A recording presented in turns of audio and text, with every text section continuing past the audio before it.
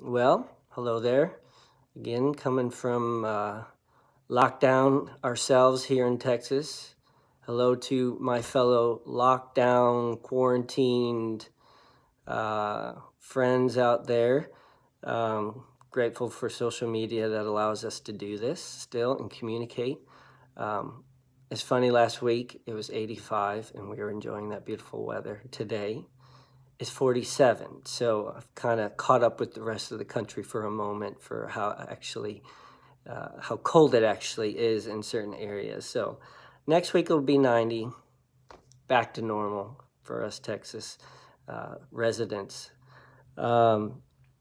This was definitely a hard chapter for me as well, because at face value, I had to read it 2 or 3 times and go, struggle with, where are they getting this racism from? I don't fully see it, but as they unpacked certain slurs, certain words that Paul would use, I kind of go, oh, okay, I think I can see what you're saying as why he would be considered racist. Now, they explain how the accusation of Paul being racist is more of a recent one, not something even currently right now is a big conversation that people are dealing with, but it was at a point. And there's a few voices over the course of history who have kind of alluded to it based on the way he talked, his rhetoric, that they really pressed him about it. And so that's really where this is all coming from. But let's look at it. And I want to add a little bit of a clarification to where this is, where was all this coming from and how's it work? So Uncle Jim alluded to a little bit of some of the words he would use that kind of seemed as like a blanket statement for a group of people, which was inappropriate. Like, why would you refer to someone in that manner when that really doesn't encompass everybody? Not everyone acts like that. And so what's the deal, Paul? How are you going to use it? Some of the issue is translation, because you can take a couple of different words and interchange them and they actually mean the same thing, but contextually it can really throw things out of whack. So that's kind of the issue there, that could cause someone to read it and go, oh, this doesn't look right. Why would he talk like this? And really not get into the detail of like really what was the actual word Paul was using when he was speaking to specific groups of people, that for them they received it appropriately and it made sense, but for you and I it's like, what? We wouldn't catch that. So a few things I want to look at. Number one was that rough language. He referred the Cretes as lazy people. He referred to the Galatians as stupid, foolish people. He called them that. And then he was referring to the Jews as dogs, as mutilators of the flesh. Again, hitting on the whole circumcision thing. That seems to be a constant theme, unfortunately, through the New Testament, because it was a big deal in that time. So I want to give you an example as far as rough language and how it could just be taken out of context or used what we would think inappropriately, and it would cause an offense. So, for instance, I grew up in Michigan. A lot of Italian, Polish, German ethnicity all around me. My friends across the street that I was close with, they were a heavy Polish family. I've got a little bit of Polish in me. And so the common slur that flew around the house always was, oh, you're acting like a Polak. Stop being a Polak. Oh, you bunch of Polacks. And nobody took it offensively. It was kind of like, oh, yeah, I am what I am, but I know what you're telling me, so I need to kind of check my attitude, or, haha, that was funny. But for some people, like if you were to call a certain Southerner a Yankee, like for instance, the authors use the example, if anyone from America went over to England and was talking with the locals and say, oh, you're a Yankee, a Southerner would probably go, what? I'm not a Yankee. But at the same time, majority of people in Europe, in England, would just refer to us as that term. Now, here we would all go, wait a minute, I'm not a Yankee. Some people would say that, but to them, it's just a general term. So that was happening with Paul, was he would use that statement that for some it would be considered an inappropriate slur, but really trying to understand the context of the situation and who's saying it. That was the big deal. Who is actually speaking the words, and to whom is the audience receiving it? In trying to kind of identify whether that is truly racist. Because in the ancient times, racism was based on three major pillars. That was ethnicity, it was geographical location, where they're from, and then the third was religion. Today, there's a much longer list that we've created as far as terms for racism. And so as far as skin color goes, sexual orientation, etc.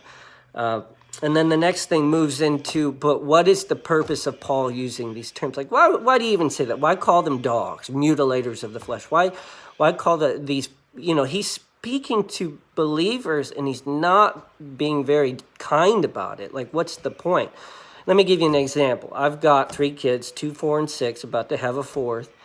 And when at times they're getting out of hand, their behavior gets off, or they say something that's inappropriate, my wife and I will stop them, and my wife does this a lot better than me, stop them and go, hey, do you see how you're acting? Like if they're crying and flopping, are you a baby? Why are you acting like a baby? What's the deal here? Or, hey, is that how we act? Do you see what you're doing? Do you see what your behavior is telling us? And it's the point of it is to kind of rattle their thinking, grab their attention to what's happening within them, what they're doing, what they're presenting, and as a rhetorical effort, is a rhetorical effectiveness, and that's what Paul was doing, in order to then stop them and go, hey, son, you're my son, you belong to Jesus, and this is not how we act.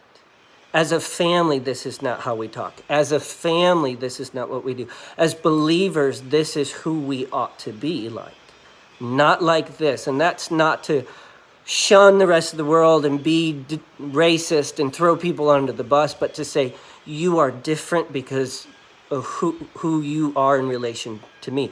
You are different because of in what you truly believe. And that was Paul was doing with the believers at Crete and Galatia, and the Jews was like, let's not do that. This is not who you are anymore. You are acting like this group of people, and that is not here. And I'm going to give you this passage right here that really strengthens that point. Remind them to be subject to rulers and authorities. This is Titus 3:1-3. To be obedient, to be ready for every good work, to speak evil of no one, to avoid quarreling, to be gentle, and to show every courtesy to everyone. For we ourselves were once foolish, disobedient, led astray, slaves to various passions and pleasures, passing our days in malice and envy, despicable, hating one another. So Paul says, hey, I was there once. There are many of us who were there once. But that's not who we are anymore. So don't live that way. Let's live in the new way. Let's live as Christ has bought us by his blood, as Christ followers who have been made new and made in his image and given a new spirit and a new heart and a new way to live.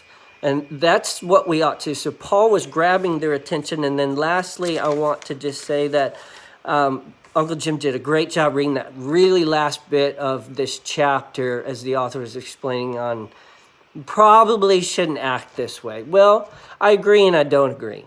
I agree in the essence of it, we have to be very careful as to what we say because of the audience, because social media hits you say one word and it hits a million different people in a million different ways because of everyone's context, everyone's background, everyone's personal struggles or belief systems. And so we have to be tactful.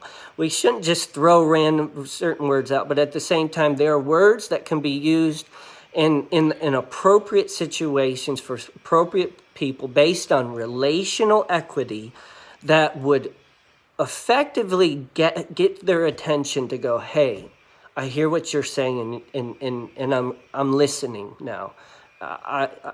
You got me. You're calling me out, and I appreciate that, and I'm going to respond appropriately. So I think for us as believers, it is absolutely important for us to be leading the pack on our language and how we're using. Not so much to be fearful of offending the whole world. I can't be responsible for every hearer. I can't be perfect in that. I haven't been perfect in the past. I'm working on it. But I think it's something to be mindful of of what am I saying and how can it be received? What is my audience? What kind of platform am I using right now? What should I be doing in order to lead people with love, compassion, empathy, without compromising the truth, without compromising what's really going on and what people really need to hear in certain situations, for the sake of the gospel, for the sake of people encountering the love of Jesus. So thanks for taking time to listen. God bless you all. Enjoy your weekend.